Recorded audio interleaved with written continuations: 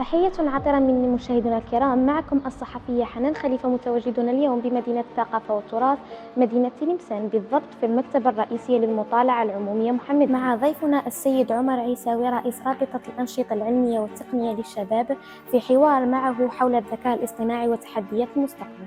أهلا بك سيدي الكريم عبر شاشتنا الصغيرة، وشكرا لاستضافتك لنا. العفو ابنتي، العفو. سيدي الكريم، أولا أريد منك تعريفا للذكاء الاصطناعي. إذا أردنا تعريف بسيط للذكاء الاصطناعي فهو مجموعة من البرامج التي تساعدنا على تأدية مختلف المهام في حياتنا اليومية. أيضا نجد الذكاء الاصطناعي في مجال الطب، حيث أن مجال الروبوتيك يعتمد أساسا على هذه البرامج، إذ نجد هذا الرجل الآلي يساعد الطبيب المحترف في مجموعة من العمليات الجراحية وحتى الدقيقة منها. نجده أيضا في المجال الزراعي، في المجال الأمني أيضا. يعني هذا أن الذكاء الاصطناعي يمكن أن يصبح أذكى من الإنسان؟ سؤال وجيه.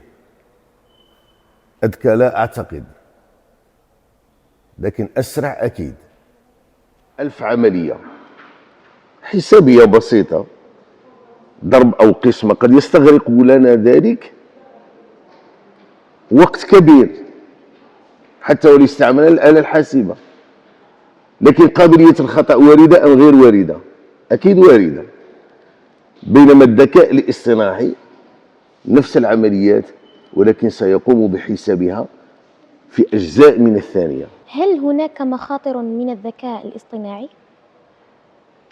أكيد ابنتي،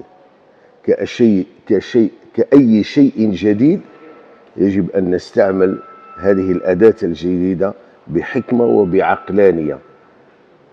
إذا استعملناها بصفة دائمة كما قلنا سيتحول العقل إلى ماذا؟